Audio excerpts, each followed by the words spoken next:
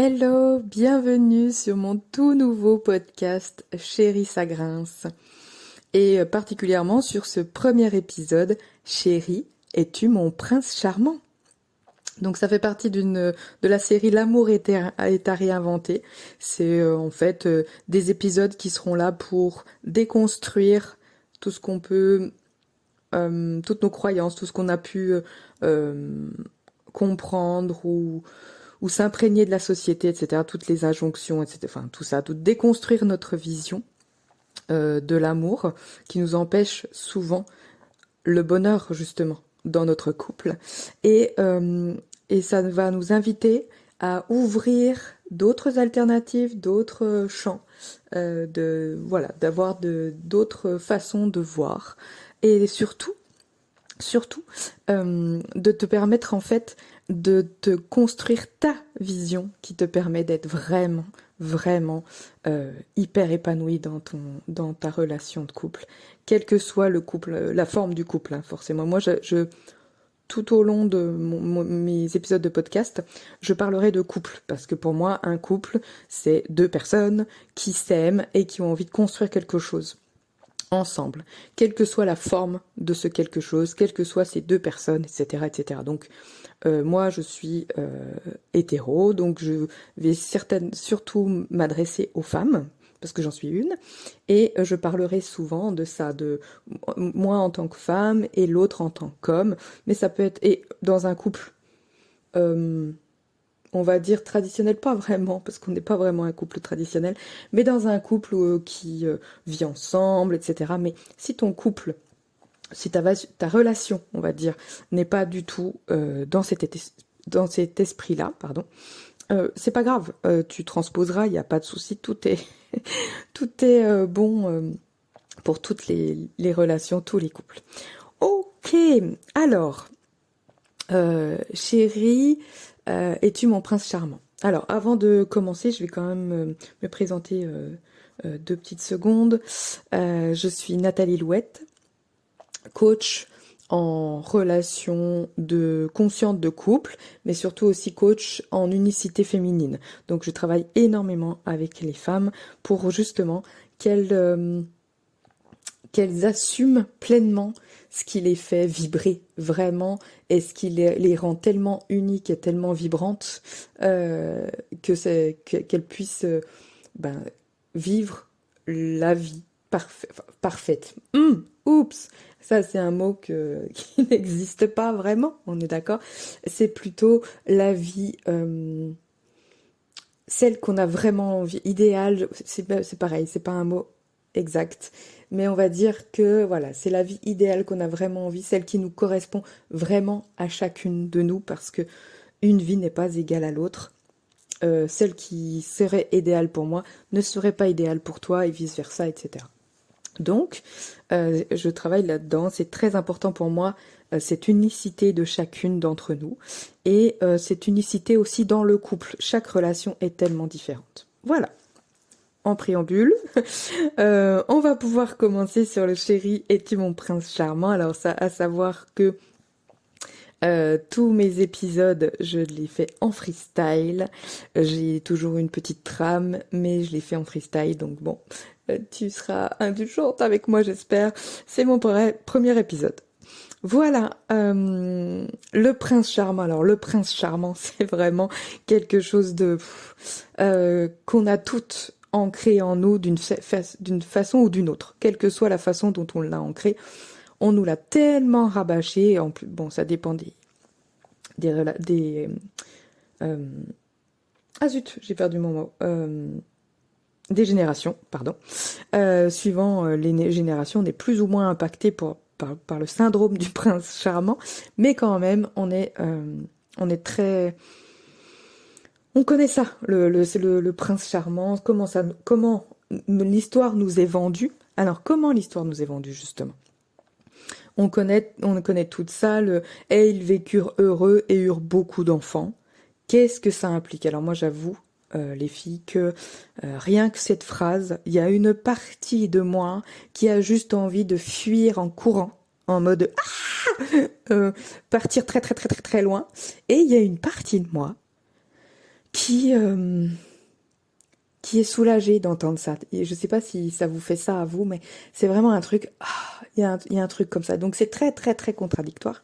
Et comment on peut bâtir une relation d'amour avec quelqu'un quand déjà au départ, notre vision de l'amour est si divisante, divisante, ça doit pas exister, hein, divisée en nous.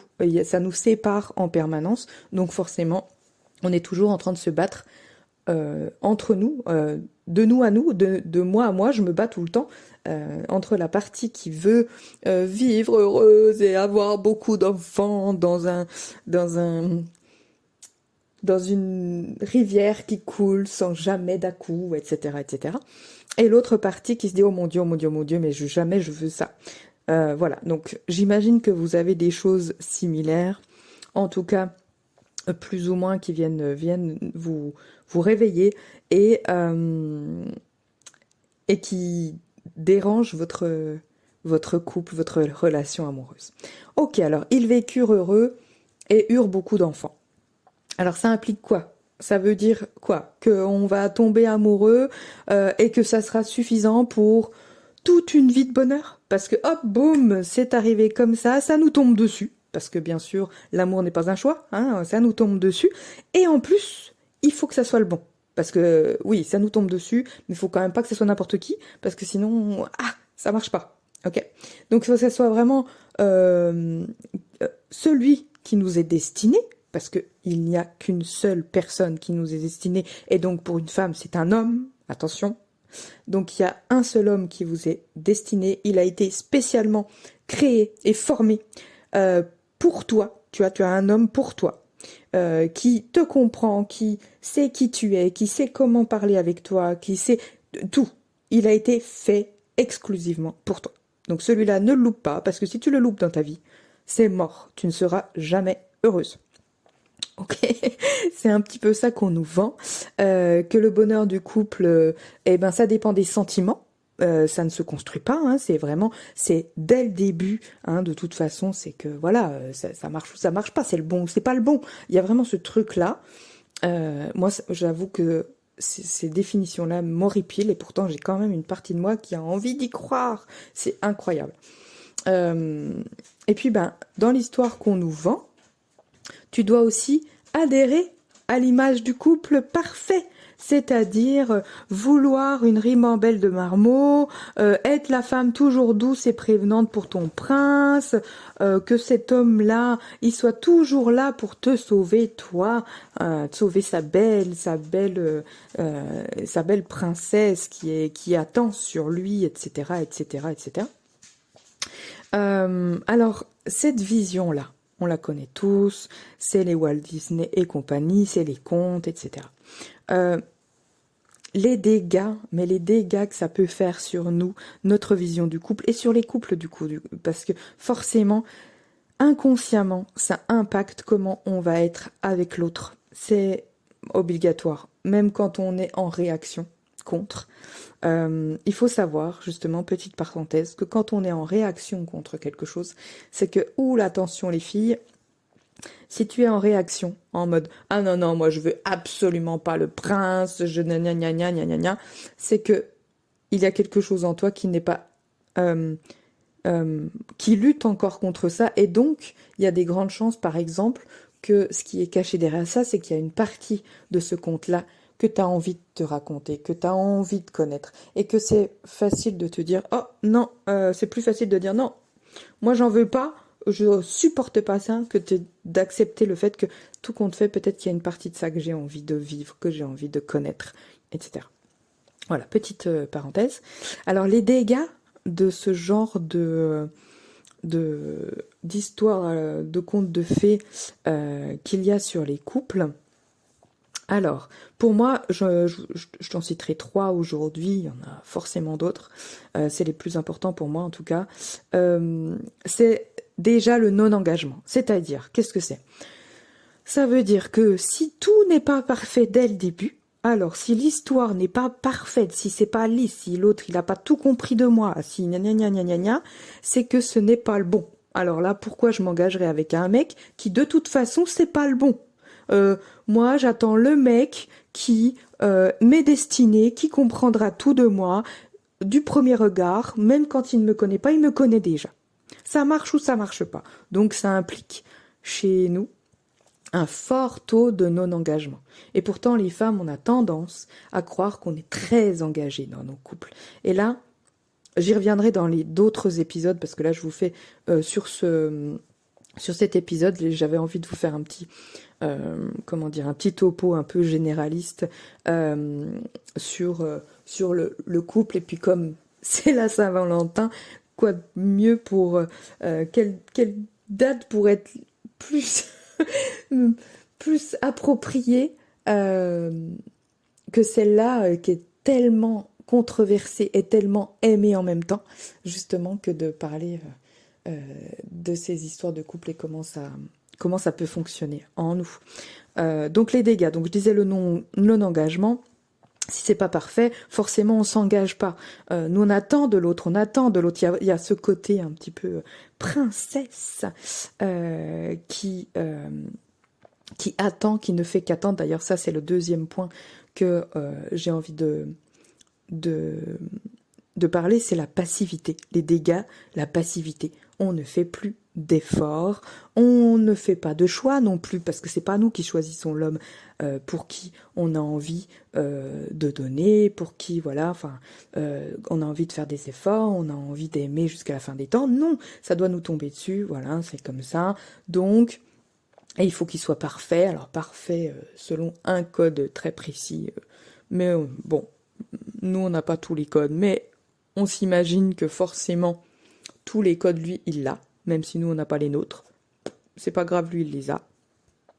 Donc ça donne une espèce de passivité, de non-engagement, de tout ça qui est très forte chez nous et qui est très sous-jacente, c'est-à-dire que même quand on commence à vouloir s'engager dans un couple, alors s'engager souvent ça veut dire faire des enfants ou se marier ou vivre ensemble, c'est juste une forme, c'est-à-dire qu'on passe des étapes dans un couple matériel, mais est-ce que dans notre couple, dans la profondeur de nos relations, dans notre complicité, dans notre relation à l'autre, est-ce qu'on s'engage vraiment? Est-ce qu'on se dépouille petit à petit, couche après couche, à l'autre? Est-ce qu'on se dévoile comme ça?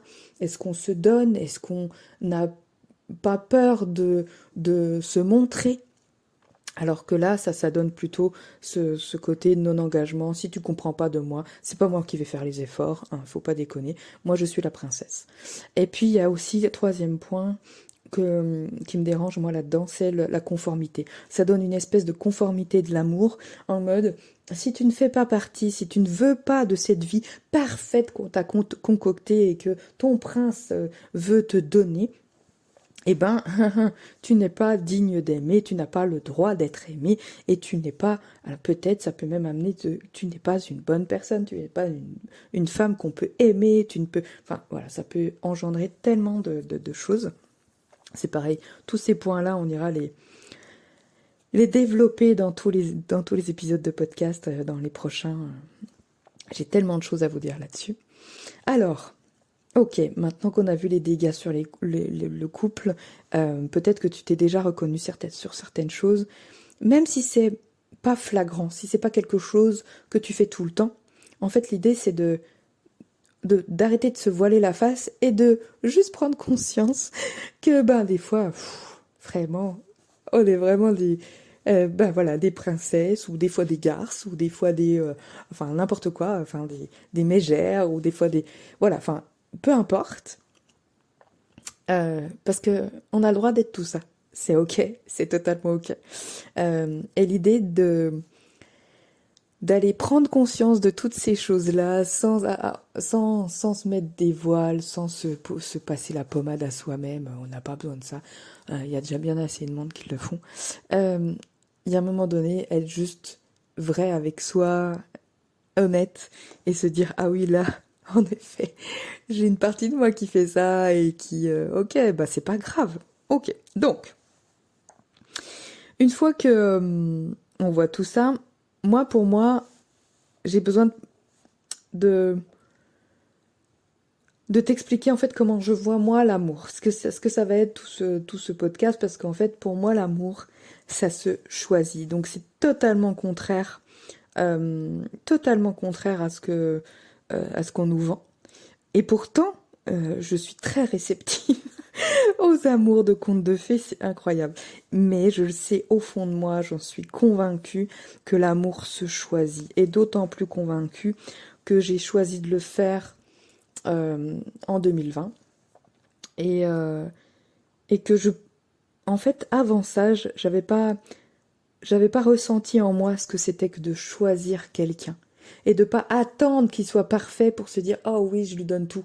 Non, de vraiment choisir quelqu'un et on sait pas encore tout de lui, on sait pas encore, mais on a juste envie de se dire ok, avec lui, j'ai envie d'avancer et on verra bien. Et donc moi ça m'est arrivé en 2020 et beaucoup de choses ont changé dans ma relation euh, aux hommes, dans ma relation à l'amour, dans ma relation à la vie, dans ma relation à moi-même aussi. Enfin, il y a énormément de choses qui ont changé, même ma relation au quotidien. Donc voilà. Donc pour moi, il n'y a pas qu'un seul homme.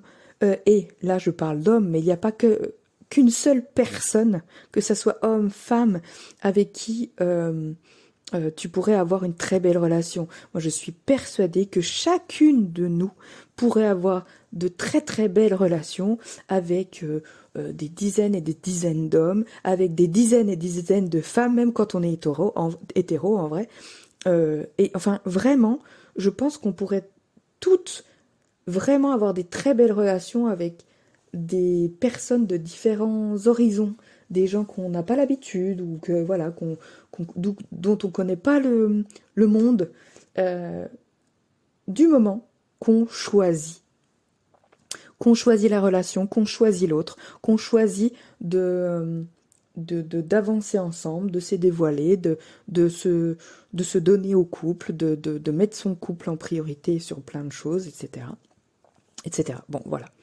Donc pour moi, elles sont toutes possibles. Après, bien sûr, chacune de ces relations serait différente. C'est-à-dire que on peut, je suis persuadée que non plus qu'on peut pas dire, eh ben tiens, que je choisisse le voisin ou celui qui est à 400 km de chez moi, eh ben j'aurai la même relation du moment que je choisisse quelle relation je veux. Je pense que non plus, ça peut pas être ça. Parce que forcément, une relation, il y a deux personnes dedans. Et que déjà, euh, que ça soit avec une personne ou avec une autre, c'est pas la même personne en face. Donc elle doit bien donner des ingrédients dans cette relation. Toi, tu donnes des ingrédients, la personne, elle donne des ingrédients. Et en plus, au moment où tu la rencontres, tu es une personne ou une autre. Demain, tu seras une autre personne. Après-demain, tu seras encore une autre personne. Elle, lui, en face, ou elle, eh ben, ça sera pareil. Ça sera des personnes différentes. Et je suis persuadée, en vérité, qu'on ne peut pas avoir deux relations identiques. Même si on met euh, une équation pareille, c'est-à-dire si moi, j'ai plusieurs relations, toutes mes relations vont être identiques. Absolument pas. Elles seront toutes différentes. Elles seront toutes différentes et même uniques. Je suis persuadée que chaque relation est unique. Elle n'existera pas de la même façon dans le monde. Pas vraiment de la même façon. Elles sont toutes riches à leur façon, à leur manière. Voilà. Ça, c'est un point important pour moi. J'en suis convaincue et c'est là-dessus que je vais beaucoup me baser pour tous les épisodes. Enfin, pour moi, c'est la base. Il y a aussi, dans l'amour qui se choisit, il y a le fait de, bah justement, j'en ai un peu déjà parlé, c'est à qui je choisis de m'ouvrir, de me donner, de me montrer, d'accepter de passer des étapes dans mon couple, avec qui j'ai envie de passer ces étapes, avec qui j'ai envie de devenir consciente de tout ça, avec qui j'ai envie de m'investir, parce que du coup, voilà. S'investir, s'engager, pour moi, c'est pas du tout, c'est pas que, en tout cas, avoir des enfants, se marier, etc. Vivre ensemble, c'est vraiment, on peut très bien être totalement engagé dans une relation et pas du tout vivre ensemble et pas du tout avoir des enfants ou se marier, etc. Et par contre, on peut avoir fait toutes ces étapes-là comme on nous le demande dans la société et ne pas du tout être engagé dans notre relation. C'est vraiment, pour moi, ça se choisit, ça se décide de se dire, est-ce que là, je m'ouvre et avec lui, est-ce que j'ai envie de m'ouvrir un peu plus et encore un peu plus et de lui montrer des choses que j'ai jamais montrées et que j'ai pas voulu voir de moi non plus. Est-ce que je vais ouvrir des portes que j'ai jamais voulu ouvrir avec moi-même mais du coup, dans notre relation, ben, j'aurais besoin de les ouvrir et est-ce que j'ai envie de le faire? Toutes ces choses-là, ça se fait pas avec n'importe qui non plus. Donc même si on pourrait avoir des très belles relations avec plein de gens, c'est aujourd'hui avec qui j'ai envie de le faire.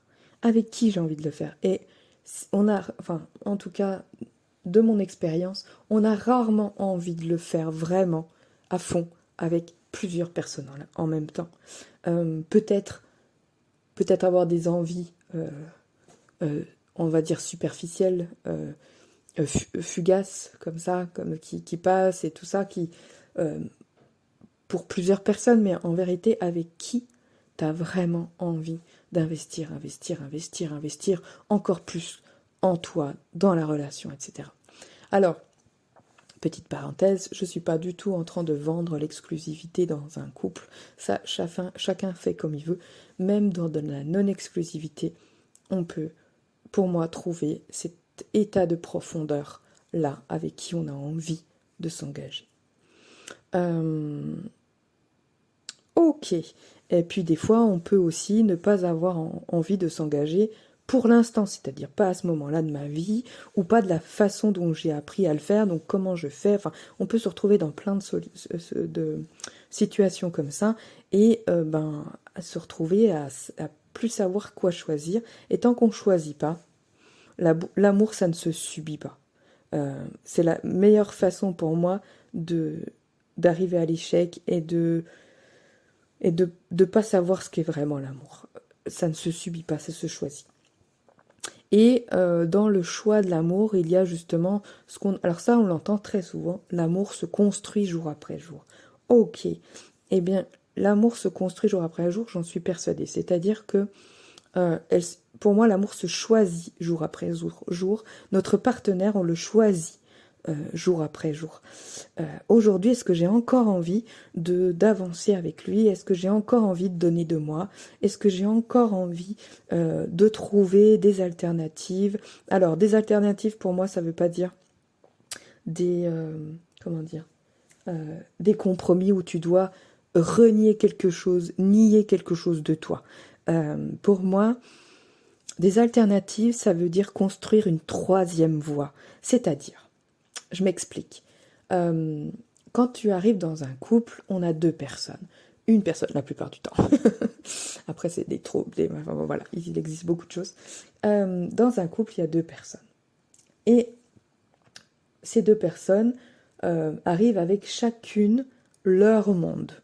Leur monde, qui elles sont, leurs habitudes, leurs croyances, leurs blessures, etc., etc. Leur passé, enfin, tout ça. Et souvent, ce qu'on peut voir dans un couple, c'est que soit on se met en fusion totale, donc on essaye de faire, de fusionner nos deux mondes pour qu'ils n'en fassent qu'un.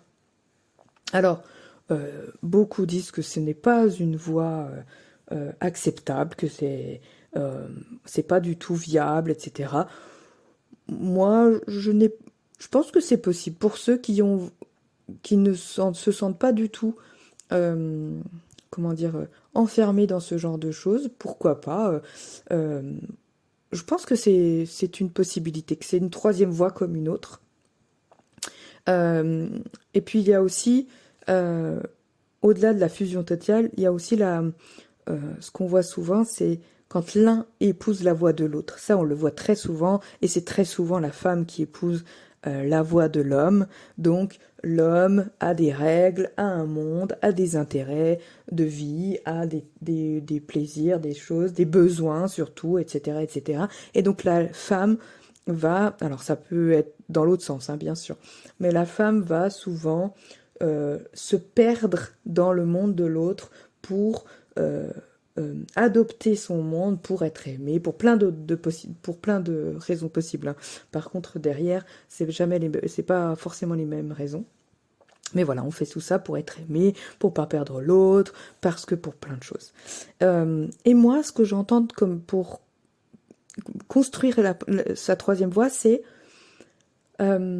chacun garde son monde, c'est-à-dire que moi je suis qui je suis, l'autre est qui il est, totalement, de plus en plus, etc. On laisse cette liberté-là, et ensemble, on construit un chemin qui, qui répond aux besoins, aux envies, aux rêves des deux personnes. Et c'est pas en niant les besoins de l'un ou de l'autre. Oui, mais non, il faut faire un compromis, il faut enlever ça. Non, l'idée c'est d'englober tout ça, de se dire, ok, toi tu as tel besoin, moi j'ai tel besoin, moi j'ai tel rêve, tu as tel rêve. Ok, qu'est-ce qu'on va chercher là-dedans et comment on met tout ça en place, quel chemin on crée, nous, qui est unique, un chemin à tracer pour nous, qui nous correspondra à nous deux et qui nous fera vibrer tous les deux. C'est ça en fait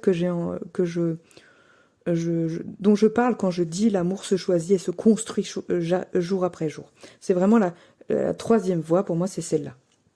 Mais la troisième voie, ça peut être une fusion totale pour certaines personnes, c'est possible, ou d'autres choses que je ne connais pas, parce que je ne connais pas toutes les possibilités qu'il peut y avoir dans un couple. Et comme l'amour est vraiment à réinventer, moi j'en suis persuadée aujourd'hui, je vous fais confiance pour trouver de multiples troisièmes voies.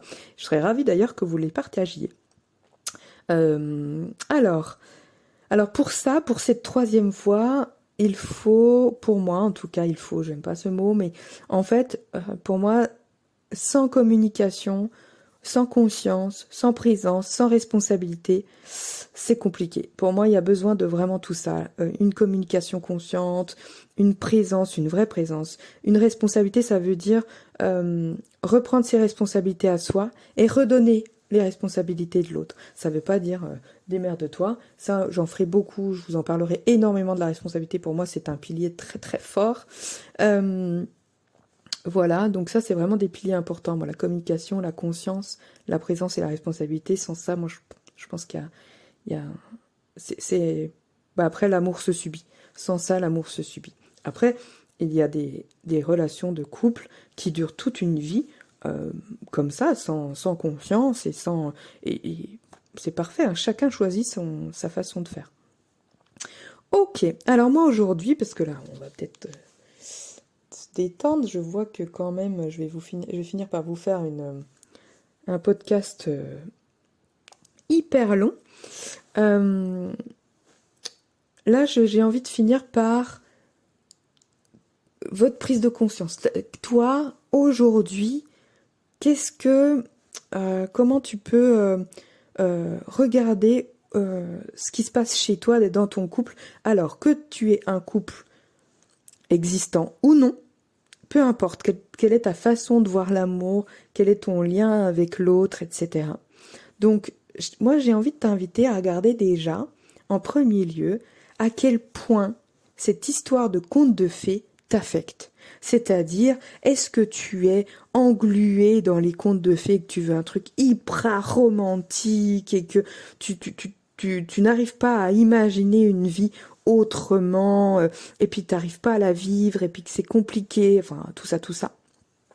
Ou est-ce que tu es en réaction contre ce système de contes de fées en mode non, moi je veux absolument pas de ce conte de fées, c'est fait pour les enfants, c'est fait pour nous asservir, c'est fait pour... Enfin, toutes les histoires qu'on peut se raconter. Est-ce que, comme je vous les ai dit tout à l'heure, juste une petite parenthèse aussi, que ça soit qu'on embrasse totalement un concept comme ça ou qu'on soit totalement en réaction, c'est les deux faces d'une même pièce. C'est-à-dire que dans les deux cas, on ne s'est pas approprié le concept, on ne s'est pas approprié l'invitation et du coup on subit dans les deux cas. On subit quelque chose et comment dire, oui, on se bat contre nous-mêmes aussi, contre une partie de nous-mêmes, c'est obligé, voilà. Donc j'ai envie de te demander quel bout de l'histoire, si tu n'es pas dans ces deux extrêmes, parce que c'est vraiment les deux extrêmes, quel bout de l'histoire tu te racontes quand même dans ce conte de fées, quel bout, quel bout de l'histoire tu as envie de croire, tu as envie de t'approprier justement, t'as envie de garder pour toi, de te dire ah bah ça moi j'y crois pas, mais celui-là là, ça me fait des frissons, j'ai trop envie d'y croire, etc. J'ai envie de le vivre, et ça pourrait être vraiment intéressant d'aller te poser ce genre de questions, et pourquoi justement tu as envie de t'accrocher à tel bout de l'histoire. Par exemple, ça pourrait être, moi j'y crois pas du tout à leur conte de fées, mais par contre quand on me parle de elles vécurent heureux et eurent beaucoup d'enfants, oh mon Dieu, j'ai l'impression qu'il faut que je vive ça parce que moi je veux des enfants.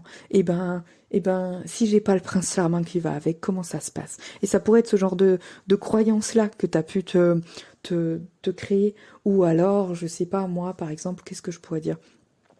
Euh, moi, moi, j'y crois pas vraiment. En fait, ce qui me fait fuir dans et ils vécurent heureux et eurent beaucoup d'enfants, je dois bien t'avouer, c'est oh mon Dieu, cette vie lisse. Tu sais, la vie tellement lisse, tellement pareille, tellement il faut toujours être au top, il faut toujours être douce, il faut toujours être la meilleure de toi, et tout ça là, moi ça met une pression de dingue, et j'ai pas envie de ça. Moi j'ai envie d'apprendre l'autre, j'ai envie de de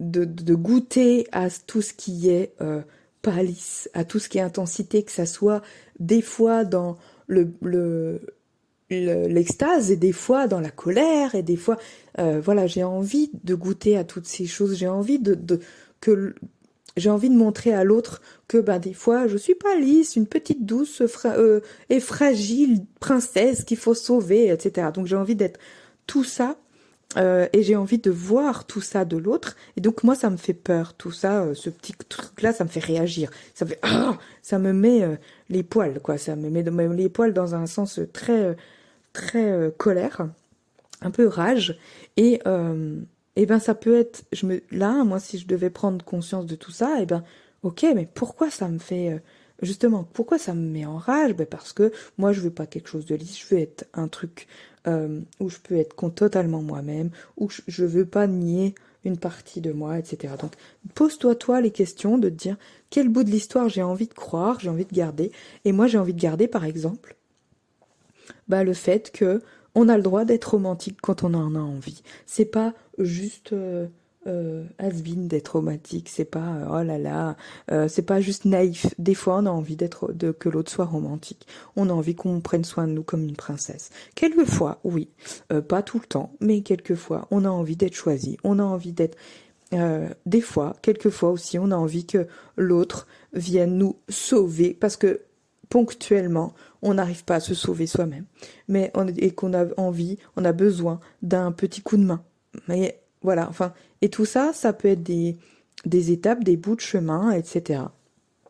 Et ça te permet de déjà de voir un petit peu, de brosser un peu l'histoire d'amour que tu as vraiment envie de vivre. Et justement, donc j'y viens, c'est vraiment le côté derrière ça. Qu'est-ce que j'ai vraiment envie de vivre dans ma relation? Qu'est-ce que je veux ressentir? Vraiment, qu'est-ce que je veux ressentir? Alors attention les filles, c'est pas je fais une liste de courses, hein, c'est pas je veux un homme blond aux yeux bleus qui me fasse la cuisine et qui gna gna gna gna gna gna gna. Non, c'est qu'est-ce que j'ai envie de ressentir, de vibrer dans ma relation, de vivre, quelles expériences j'ai envie de vivre dans ma relation. Est-ce que je veux une complicité hors norme? Est-ce que je veux du romantisme à outrance? Est-ce que j'ai envie de ressentir de l'intensité? Est-ce que j'ai envie de ressentir de l'orgasme? Est-ce que j'ai envie d'une relation sexuelle qui soit Est-ce que j'ai envie qu'on soit fusionnel? Parce que moi j'ai envie d'expérimenter la fusion avec quelqu'un. Est-ce que voilà, toutes ces choses-là. Et aucune réponse n'est mauvaise. Toutes les réponses qui te correspondent sont bonnes. Il n'y a que celles qui te correspondent qui sont bonnes, d'ailleurs. Hein. On est d'accord. Toutes celles qui ne viendront pas de toi, qui ne vibrent pas avec toi ne sont pas pour toi, point final. Il n'y a pas à se poser de questions là-dessus. Quelle femme, en fait, quelle femme je veux être dans mon couple? Tu vois, toutes ces questions-là. Quelle femme j'ai envie de montrer à l'autre? Quelle femme j'ai envie d'être avec l'autre? Etc. Donc ça, c'est vraiment... Je t'invite à te poser tout ce genre de questions. Alors, pas avec ton mental, bien que si tu y réponds avec ton mental, tu peux, si tu grattes un petit peu, tu peux comprendre certains de tes schémas. Voilà. Tu peux te dire, bah voilà, par exemple, qu'est-ce que je pourrais te donner comme exemple? Qu'est-ce que j'ai envie Qu'est-ce que j'ai envie de ressentir? Qu'est-ce que j'ai envie de vivre dans mon couple? Ah, ben moi j'ai envie de vivre un couple où on est toujours heureux, où on est toujours bien. Ça, c'est mon mental qui va le dire. Toujours heureux, toujours bien, c'est impossible. On a tous des cycles individuels et de couple, et on peut pas être tout le temps au même endroit, sinon ça veut dire que on s'est créé un masque et qu'on reste dans ce masque, mais pour combien de temps? Donc il y a un moment donné, c'est vraiment ressentir ce que tu as envie de vivre. Et c'est pas avoir une maison, alors ça peut, mais c'est pas ça qui va te... Voilà, c'est... si tu te dis, voilà, justement, le mental peut t'aider à ça. Par exemple, tu te dis, moi, je veux une relation de couple où on est tellement bien, on vit dans notre maison qui est de telle façon et de machin, au milieu de nulle part, par exemple, ou j'en sais rien. Va creuser, ça c'est ton mental, et va creuser un peu plus loin en te disant, ok, pourquoi je veux une maison au milieu de nulle part? Pourquoi je veux telle ou telle chose? Pourquoi je veux que ma maison soit lumineuse? Qu'est-ce qui est important pour moi là-dedans? Et c'est là que tu vas comprendre ce qui te fait vibrer, ce que tu as envie de vivre. Et attention les filles aussi, rien n'est définitif. Aujourd'hui, tu peux te dire, ah, j'ai envie d'expérimenter ça dans mon couple. Et dans 2 mois, tu peux te dire, ah non, en fait, non, c'était nul. Ou même si c'était pas nul, c'était, ah oui, bah, je l'ai expérimenté, c'est bien, mais j'ai plus envie de l'expérimenter. Ok. Et puis, j'ai envie d'expérimenter autre chose. Je veux autre chose dans mon couple. Et là, pour ça, petite parenthèse aussi, je vous fais plein de spoils sur tous les autres épisodes qu'il peut y avoir. Euh, euh, oui, en fait, même si tu changes d'avis, entre guillemets, si tu as envie de choisir autre chose comme expérience dans ta vie de couple, tu n'es pas forcément obligé de changer de mec à chaque fois que tu veux changer quelque chose dans ton couple. Tu peux aussi choisir de rester avec lui et de construire ça avec lui. Bon, c'était un choix, hein, les deux sont un choix. Chacun voit midi à sa porte, comme on dit. Hein. Ok. Donc voilà, c'est vraiment qu'est-ce que tu as envie de ressentir, de vivre, quelle femme tu as envie d'être, etc. Qu'est-ce que tu as envie de vibrer, voilà, tout ça. Et puis, alors donc ça c'était le deuxième point, le premier étant à quel point cette histoire de conte de fées t'affecte, quel bout de l'histoire t'as envie de garder, tout ça. Donc le deuxième point, qu'est-ce que t'as d'aller plus loin que ça, c'est-à-dire qu'est-ce que tu as vraiment envie de vivre dans cette relation, qu'est-ce que tu as envie de ressentir, etc. Le troisième point, c'est où tu en es aujourd'hui dans ton couple, ou dans ta vie, que tu es un couple ou non, dans ta relation à l'amour, dans ta relation à l'autre, dans ta relation à toi. Est-ce que tu es dominé par tes schémas, par tes émotions, par quelles croyances tu es dominé? Est-ce que tu sais par l'habitude, ce qu'on t'a dit qu'il fallait être, etc., etc. Tu vois, de vraiment faire déjà un bilan comme ça, rapide, de où t'en es dans ton couple, pour voir justement par rapport à tout ce qu'on a déjà dit, qu'est-ce qui te vient, pour voir si ce que tu as envie de ressentir, à quel point c'est plus ou moins loin de ce que tu es en train de vivre. Ok? Il n'y a pas de jugement, juste constater. Constater les choses.